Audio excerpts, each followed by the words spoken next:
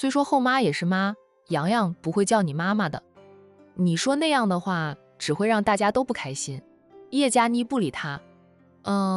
从海玲的租住的那栋大楼出来后，他径直上了车。周红林也跟着上车。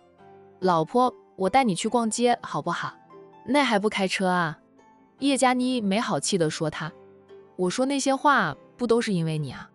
我知道你和你家里人都想把洋洋要回来，你们要是把洋洋的抚养权夺过来了，洋洋就是跟着我们生活的，我不过是早点适应一下当妈妈这个角色。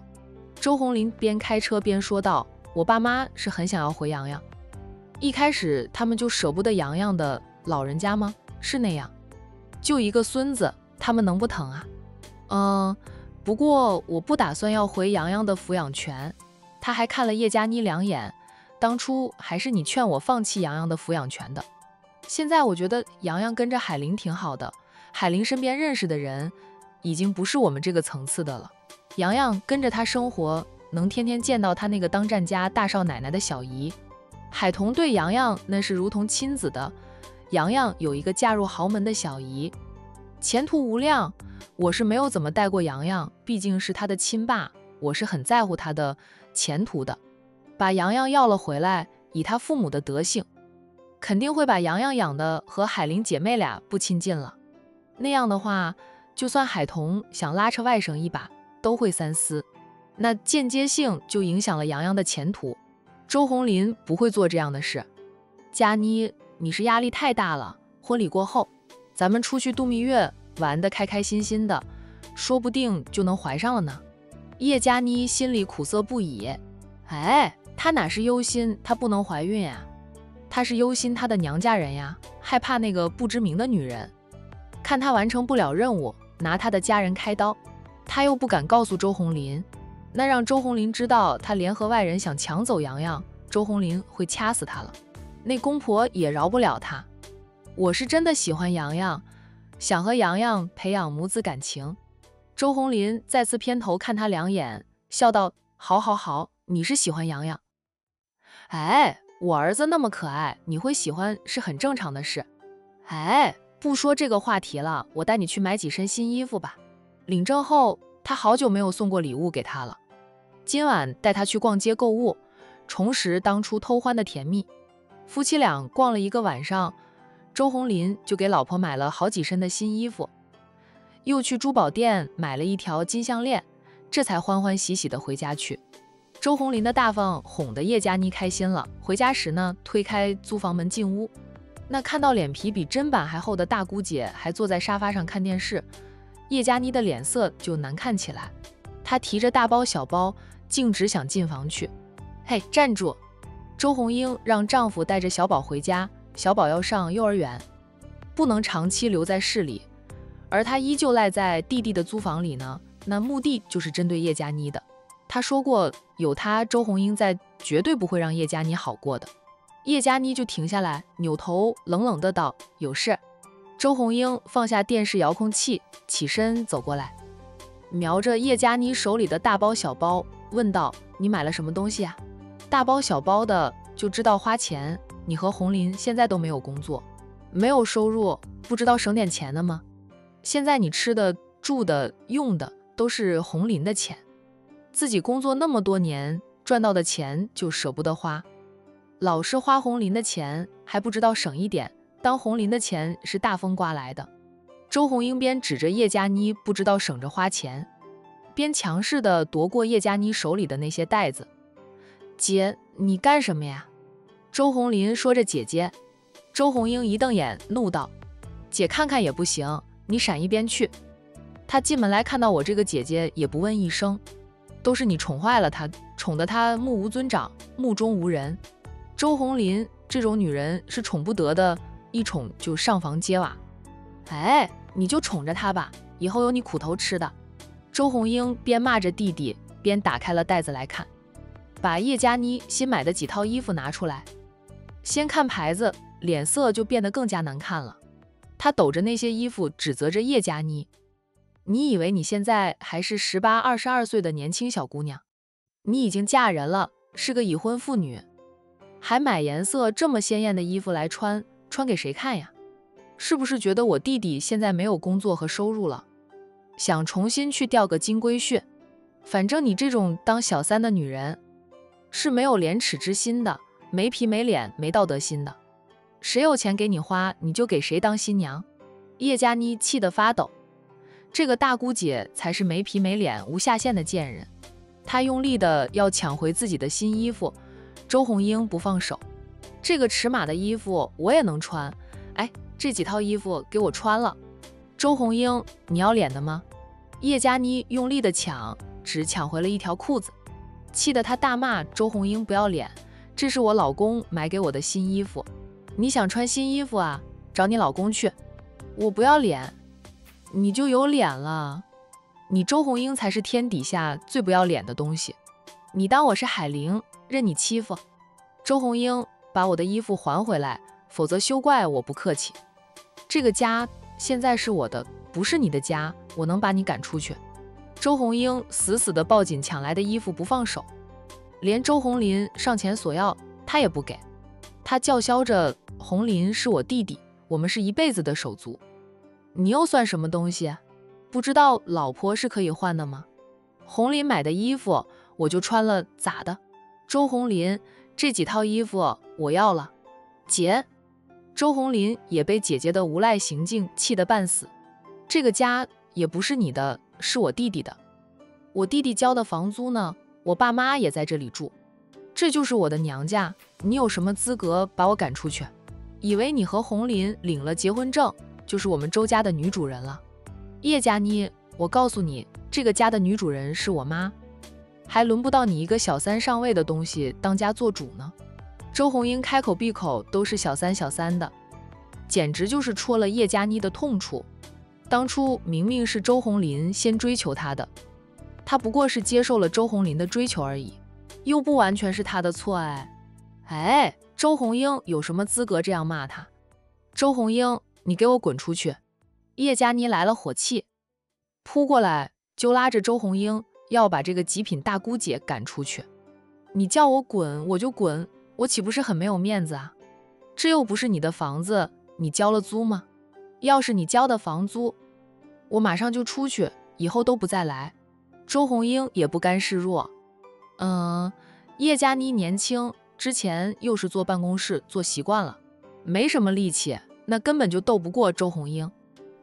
眼见无法把这个极品赶出去，叶佳妮气得扭身就对丈夫吼道：周红林，你没看到你姐姐欺负我吗？你也不帮我把你姐赶出去。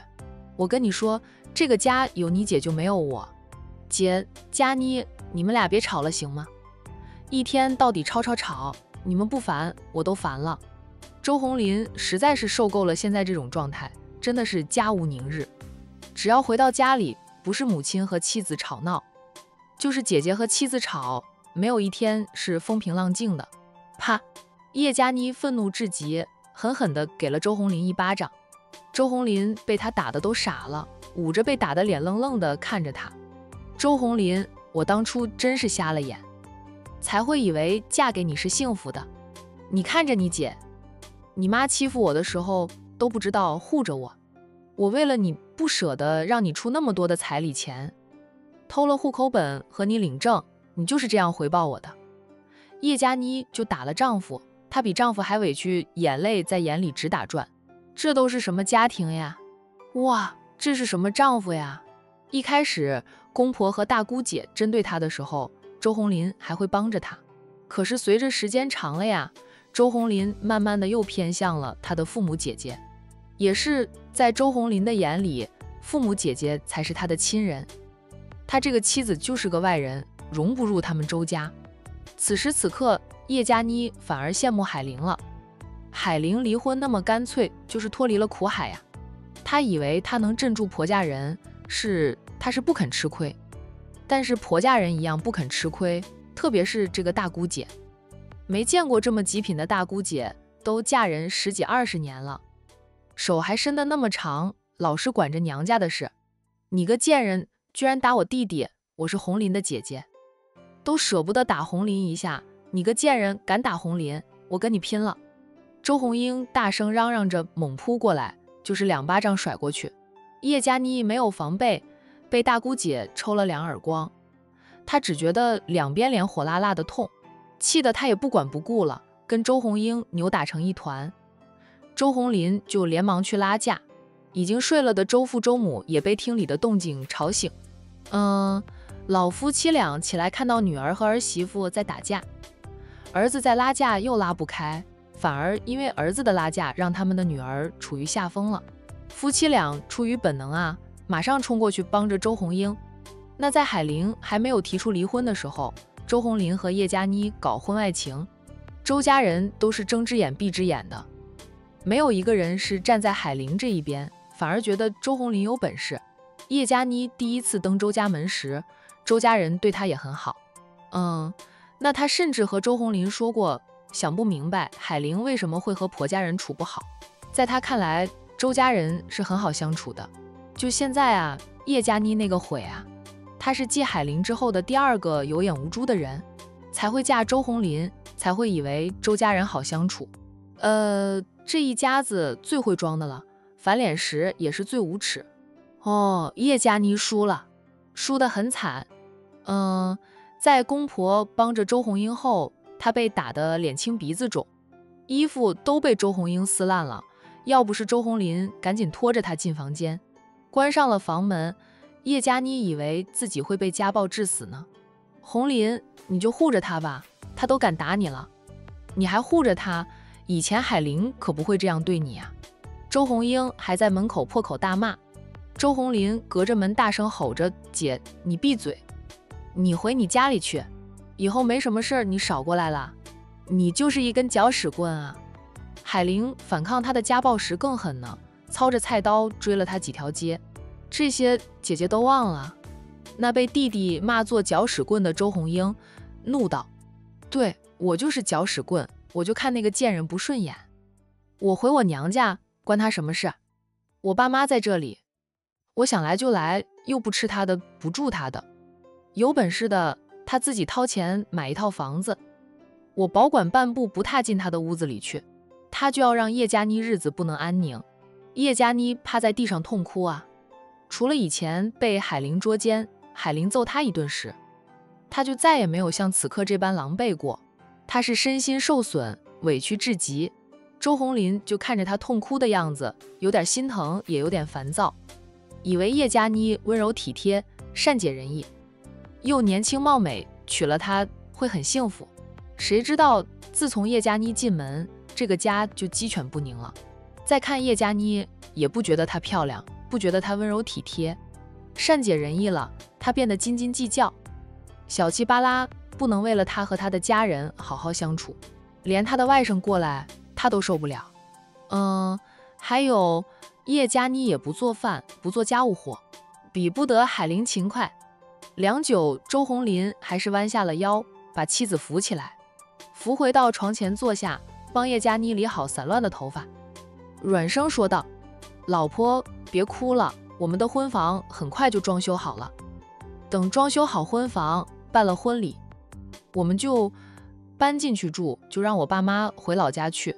红林，叶佳妮扎入他的怀里痛哭，哇，他想离婚，但他还不能离婚，离婚的话他就没有理由接近洋洋了，他的家人还被盯着呢，不知名的女人一不开心，他的家人就会出事。叶佳妮怕呀，更多的是悔恨，如果不是他插足周红林和海玲的婚姻，他也不会被卷入来，还连累他的父母兄嫂。或许啊，这就是老天爷给他的报应吧。是报复他插足别人婚姻当小三的报应。是我不好，是我不好。周红林拥着他喃喃自语。叶佳妮是为了家人，暂时不敢离婚。那周红林呢，更不敢离婚了，他就已经离过一次了。再离一次婚，他怕是连老婆都娶不到了哈，因为他的名声已经不好了。知道他曾经是战少的连金，却被判了婚姻，与海玲离了婚，不知道多少人等着看他的笑话，等着他过得不好呢。他不能再次离婚了。否则呢，所有人都会笑他，笑他是活该，笑他是被老天爷报应了。也是报应呀。那前夫自从离婚后过得不好，海玲不管，他的小日子过得很美满啊，就是凌晨4点左右，他就带着被他叫醒的儿子回到了任你时，然后开始忙碌的一天啊。洋洋年纪小，在路上又睡着了。回到店里后，海玲用2张椅子拼在一起，然后让儿子在椅子上睡，旁边再摆上几张椅子，防止洋洋翻身掉落在地上。他请来的2名店员呢，是清晨6点才来上班的，一般6点半到9点半是最忙的时候啊。海童是清晨7点多过来接外甥，那这个时候呢，洋洋已经醒来。小家伙很听话，醒来后也不哭不闹，自己坐在收银台那里玩着那套还没有拼出来的积木。姐，海童进来叫了姐姐一声，看到店里已经坐满了上班一族，他便帮着姐姐的忙。我妹夫上班去了。海童嗯了一声，有客人说要2笼蒸饺。海童连忙拿了2笼饺子过去。姐，洋洋吃过了吗？海玲答道，还没有吃，我准备给他煮碗云吞。云吞不够了，彤彤帮姐包一点云吞。云吞都是客人要吃的时候他才开始包的，不过会提前把馅准备好。海童那这个时候陆东明进来了。海玲、海童、陆东明进来，先是打招呼，然后环视一遍店内，笑道，没有位置坐了，陆总要不打包回公司吃，或者等上一等。陆东明就说道，我不着急，等会儿吧。然后他走向洋洋。陆叔叔看到陆东明来了，洋洋很开心，小家伙的开心啊，让陆东明受宠若惊的。洋洋，陆东明见洋洋开心，便朝洋洋伸出双手要抱他。洋洋却是说道，陆叔叔帮我拼积木。我拼不出来，爸爸都拼不出来。陆东明缩回了要抱洋洋的手，跟着绕进了收银台，抱起了洋洋，他坐在椅子上，再让洋洋坐在他的大腿上。爸爸，你爸爸什么时候来了？周红林听不得儿子提及陆东明，陆东明也是这样，听到洋洋提周红林，就忍不住绷紧神经啊。洋洋答道，昨天晚上爸爸来了，给我买了衣服、零食、玩具，我让爸爸帮我拼积木，爸爸拼不出来。陆东明听后，黑眸闪烁着，周红林现在知道哄好儿子了。以前海玲给洋洋买奶粉，周红林都只肯出1半的钱呢。你爸爸太笨了，拼不出来的，陆叔叔教你。陆东明温沉地道，他抱着洋洋教小家伙拼装积木，同时呢又轻声问洋洋，你爸爸过来时有和你妈妈说什么了吗？爸爸送了一张红色的东西给我妈妈。陆叔叔，我告诉你一件事。洋洋的声音也很小声，他还会看2眼海玲，确定海玲没有看他，他才小声地对陆东明说道，陆叔叔，我妈妈说她和我爸爸是离婚的了。陆东明点头，是呀，你爸妈是离婚的了，你爸又结婚了。洋洋想到了叶佳妮，想到妈妈的解释，他还是理解不了妈妈话里的深意。他歪着脑袋问陆东明，陆叔叔，你结婚了吗？没有呢，陆叔叔没有结婚对象，所以没有结婚。陆叔叔为什么没有结婚对象啊？因为陆叔叔没有喜欢的女人呀。洋洋眨着眼，好奇地问，陆叔叔不喜欢我妈妈吗？还有我小姨、表姨，他们都很好呀，陆叔叔不喜欢吗？他好笑的道，你小姨很好，但你小姨有你一丈了，陆叔叔哪里还敢喜欢她？你表姨也很好，但陆叔叔对你表姨不来电，她不是陆叔叔的菜。至于你妈妈吗？陆叔叔只是当她朋友的。陆叔叔天天过来，是因为陆叔叔喜欢你。洋洋似懂非懂的听到陆东明说喜欢他，他本能的说道，陆叔叔，你想和我结婚吗？陆东明，洋洋，咱们俩都是男的，可不能结婚。陆叔叔虽然还没有女友，但陆叔叔是个正常男人，只喜欢女人的。陆叔叔说了喜欢我呀。陆叔叔对你的喜欢和喜欢女人的喜欢是不一样的，不都是喜欢吗？为什么陆叔叔喜欢我却不和我结婚？面对一个天真无邪的孩子，他不停地问着为什么。陆东明发觉自己词穷，也不知道该怎么向洋洋解释了。洋洋，你还小，这个问题等你长大了咱们再讨论好吗？来，陆叔叔教你拼装积木。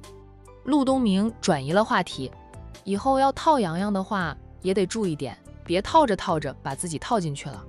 洋洋吃早餐了。海童端着一碗云吞过来，放在收银台上，笑道：哎，要小姨喂你吃吗？海童，你帮你姐吧，我来喂洋洋。陆总，麻烦你了。不麻烦，只要洋洋肯让我喂就行。洋洋却拒绝陆东明喂他，他要自己吃。妈妈说了9月份就送他去上幼儿园，在幼儿园里要自己吃饭的。海童，你也给我来一碗云吞吧，我就坐在这里和洋洋一起吃。陆东明见店里还是很多客人，便让海童也给他煮碗云吞，他陪着洋洋一起吃。好，海童转身就去帮陆东明煮云吞。早餐店里的生意火爆，连海童这个战家大少奶奶都在帮忙。而陆东明坐在收银台里陪着洋洋一起吃早餐，那画面像极了父子俩。这一幕幕都落在了于茵茵和陆太太的眼里。两个人是特意早早起来，在附近等着陆东明出现，证实一下陆东明对海玲的不同的。透过敞开的玻璃门看着里面的情景，于茵茵还好一点，陆太太的脸色是难看至极。看儿子和海玲的儿子那熟人的样子，就知道两个人经常见面。在他不知情的情况下，海玲母子俩已经接近了他的小儿子，就陆太太很想进去，不过最终没有行动。眼看陆东明就要出来了，于茵茵连忙把车开走。茵茵，等会儿你就去公司里找东明，用公事当借口也行，私事也行，你要缠住他，不要让外面那些阿猫阿狗抢了先机。陆太太叮嘱着于茵茵，海玲那里你不用管，不用去找他，那样会显得你不自信，阿姨去管。阿姨是东明的妈，我不能接受我的儿媳妇是个离婚女人，再正常不过了。陆太太怕于茵茵会去找海玲的麻烦，惹怒陆东明，更不得陆东明的喜欢。她说道，以后你只管去追求东明，海玲有阿姨帮你搞定。我是东明的妈，再怎么样东明都不会和我这个当妈的闹翻。于茵茵边开车边说道，阿姨，你现在就去找海玲吗？我看四哥也就是和海玲的儿子好一点，似乎没有怎么看海玲，会不会是我们多心了？可能呢，陆四哥就是单纯的喜欢海玲的儿子呢。我也看到了小家伙的样子，长得虎头虎脑的，很可爱啊。海玲会租了陆四哥的铺子开早餐店，也没什么，只要他交铺租就行，租给谁不是租？海玲还是战少的大姨姐，战少和陆四哥又是铁哥们，说不定就是看在战少的份上呢。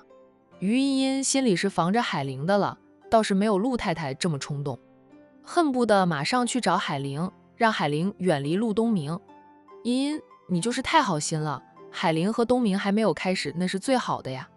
我敲打一下海玲，免得她生出其他想法。你不用管，阿姨知道怎么做的。陆太太说着，拿出手机来，对着于茵茵拍照。阿姨，你拍我做什么呀？陆太太笑道，肯定是有用的，找家照相馆把相片晒出来。放心吧，阿姨不会害你的。等会儿你就把阿姨放在任你时的门口，然后你去陆氏集团见东明。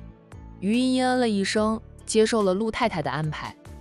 陆太太是等儿子离开了任你时，并且海童接走了洋洋后，任你时没有那么多的客人了，她才走进了任你时。店铺不大，不过装修的敞亮，海玲和2名工人都是勤快的人，把店里收拾得干干净净，整整齐齐的哈。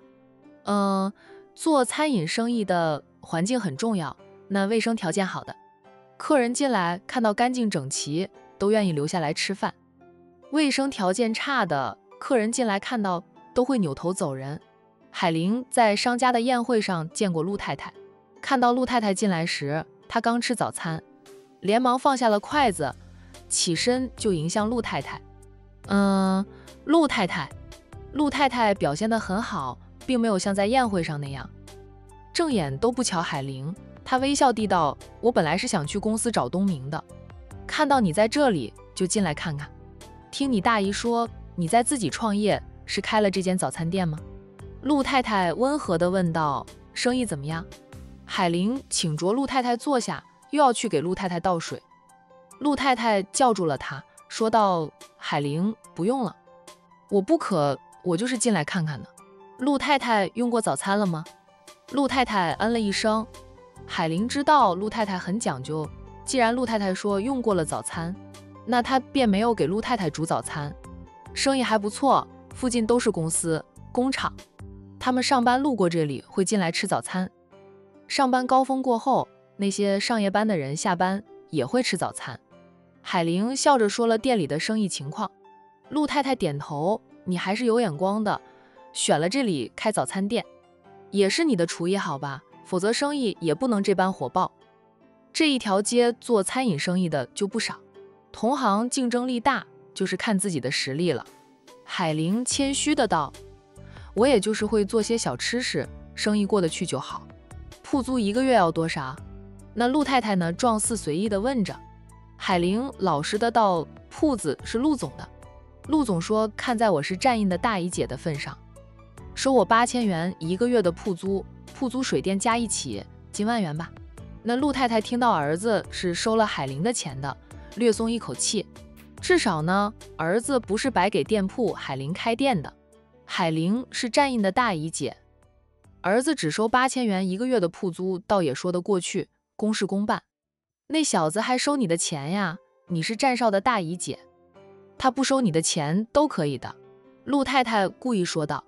海玲忙道：“公还公，私还私。如果陆总不收我的钱，我还不敢租呢。你交租给他，他收了？”“收了呀，上个月我是交了现金的，陆总收了租，当面数清楚了才走的这个月。陆总让我把租金转给他的管家就行了。”陆太太想着，可能真是自己多心了吧。小儿子要是真的喜欢海玲，海玲交的铺租，儿子应该不会收的呀。那小子不过这里人流量大，生意可以，倒也能赚得到钱的，租金贵点就贵点吧。陆太太说完后，又问海玲：“怎么不见你儿子？彤彤带洋洋去他那里了？”陆太太嗯了一声：“海家姐妹的手足情还是让人动容的。做早餐生意很累吧？我看你都瘦了很多很多。”陆太太上下打量着海玲，跟她初见海玲时差远了。现在的海玲比起以前好看了不知道多少倍，主要是现在的海玲充满了干劲，自信得很，整个人神采飞扬。陆太太想，小儿子如果真的喜欢上海玲，也不是没有原因的。海玲变化太大了，他的那儿子就喜欢那种自信的女人，茵茵就是这样的女人。陆太太想，只要让儿子和于茵茵多相处，儿子肯定会喜欢茵茵的。累是累了点，我是每天坚持运动，管住了嘴，不再放肆的吃，体重就减下来了。不过还没有达到我的目标，我想减到100斤，现在还要再减30几斤吧。开了早餐店后太累，海玲呢又坚持着减肥，瘦得更快了点，现在她还有130几斤。再坚持一段时间呢，她就能达到了她的目标。也别减得太狠了，要保留一点脂肪，那样不会老得太快。海玲嗯着，以我的身高，体重100斤就是标准的了。婚前她就显得太苗条，现在年过30，用陆太太的话说，要留点脂肪，否则会老得快。陆太太的手机响了，她掏出手机时，却不小心带出了一张相片。海玲本能地帮她捡起来，也看到了相片上的女人了。是个年轻漂亮又显得精明干练的女子。陆太太啊！海玲了2眼那张相片后，就赶紧把相片递还给陆太太。陆太太接过相片后，含笑问着海玲：“海玲，你觉得这个女孩子怎么样？”他问话的时候留意着海玲的神情。海玲答道：“很漂亮，上去精明能干，应该是个女强人，气质也很好，给人的感觉很舒服。”陆太太见海玲回答得很坦然，她笑道：“你人的眼光还不错。茵茵算得上是个女强人，大学毕业后进入她家的公司，隐瞒了身份，从基层做起的，现在已经是公司里的副总裁了。成了公司的副总裁后，别人才知道她是董事长的女儿，总裁的妹妹，她各方面都很优秀的，是我好闺蜜的女儿。”陆太太把于茵茵的身份点名后，又说道：“我想撮合茵茵和我家东明在一起。海玲，你觉得他们俩在一起合适吗？”海玲依旧坦然地答道：“从身份和地位来，她和陆总很般配，门当户对，强强联手。外貌的话，陆总虽然以前破过相，只要他肯去把那条疤去掉，和这位小姐也是很般配的。我想陆总应该也会喜欢这位小姐吧。陆东明也是靠着自己撑起一片蓝天的，他肯定是喜欢独立的女性的。”陆太太说的这位千金小姐就很符合陆东明的喜好。海玲想，陆太太想撮合这位千金小姐和陆东明在一起，有戏。陆太太留意到海玲说这些话的时候，神色自然，并没有躲躲闪闪，坦然得很，得出来。海玲说的都是真心话，海玲对陆东明没有男女之情了。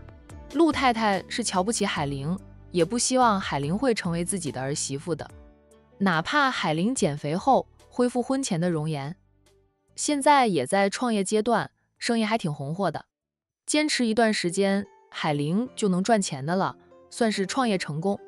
但在陆太太的眼里，海玲的出身太差，又是离过婚带孩子的女人，各方面都配不上她的小儿子。可是此刻陆太太却不得不承认，海玲没有上她的小儿子，甚至想都没有想过。陆太太想到海玲那段失败的婚姻，离婚也才几个月，现在海玲觉得小日子过得不错了，她应该是不会太快开始第二春，甚至不再考虑第二春。本想针对着海玲暗示海玲一番，让海玲知难而退的陆太太，那一时间都不知道该怎么对付海玲了。我也觉得茵茵和东明很配，可是东明总是说工作太忙，对于我的刻意安排，他和茵茵独处排斥得很，我都头痛死了。东明已经30岁，不年轻了，当父母的哪有不操心他的婚事？陆太太叹着气说道。海玲理解地道，陆太太感情的事急不来了，也勉强不来，你让这位小姐多点时间和陆总相处，陆总要是喜欢她了，就好办了。陆太太嗯着，茵茵姓于，不是管城人，不过她现在来管城是想考察市场、投资项目的。他们于是在管城只有点小生意，她想扩大在管城的生意，相处的机会是很多的。茵茵中了几个项目，想和东明合作的，现在进行到哪地步了？我就不知道，我不管他们生意上的事，就想让东明多点和茵茵相处。陆太太说完后，又问海玲：“海玲，你平时见得到东明吧？他和你妹夫是好哥们，你们应该常见面的，有机会，你帮我劝一劝东明，行吗？”海玲笑道：“陆太太，这个忙我能帮。我是很乐意帮你的，陆总是个好人，我是能经常到他，但我不知道我说的话管不管用。陆总每天早上都会来我这里吃早餐的，他很喜欢逗着我儿子玩，改天陆总再来吃早餐，我尝试一下帮陆太太劝一劝陆总吧，但我不敢保证我能劝得动陆总，毕竟和我陆总只能说是房东和租客的关系。陆太太，你是陆总的亲妈，你都没有办法的话，那我这里呢，你真的不能抱太大的希望。”陆太太想了想后说道：“你说的也有道理，明天东明再来你这里吃早餐，你就当聊天那样跟他提一提茵茵，他是什么意思。我明天晚上要带着茵茵去管城大酒店参加孔家的宴会，我是希望东明也能陪着我一起去的。陆东明其实也会去参加孔家的宴会，只是他自己去，不会带女伴，也不会陪着母亲。毕竟他在外面行走嘛，都是脱离了陆氏家族的。外人呢，他也是把他和陆氏家族分开。海玲理解陆太太操心陆东明的婚事，陆太太和妹妹的婆家交好，与大姨也算是有点交情。陆太太不过是让她问一问陆东明，她便答应了。至于陆太太想让陆东明陪着她参加孔家的宴会，海玲就不敢接了，她可没有本事说服陆东明陪着母亲参加宴会。那是人家母子俩的事。就这个时候，有一群上夜班的工人进来要吃早餐了，陆太太便把于茵茵的相片塞回她的包里，起身对海玲说道：“海玲，你生意忙啊，阿姨就不打扰你了。”海玲亲自送陆太太到店门口，笑着：“陆太太慢走啊。”陆太太扭头朝她挥了挥手，说了声再见，那便走到了一辆车子面前。拉开车门，上了车，那辆车很快开走。海玲在车子开走后，才回到店里招呼客人。接走陆太太的那自然是于茵茵。于茵茵在陆东明那里又吃了软钉子，依旧是没有进展。陆东明工作又忙，每天有开不完的会。他在陆东明的办公室里才坐了几分钟，密就提醒陆东明要开会了。陆东明歉意地对他说，如果是想谈项目投资的事，叫他跟他的密约一约，让密安排时间，免得他天天白跑一趟。阿姨怎么样？于茵茵问着陆太太。海玲是不是喜欢陆四哥了？你让他知难而退了。陆太太叹口气，海玲并没有喜欢上东明，我故意让他盗你的相片，告诉他想撮合你和东明。海玲的反应真诚又自然，没有半点心虚。她呀，真的没有肖想东明，至少现在是一点想法都没有的。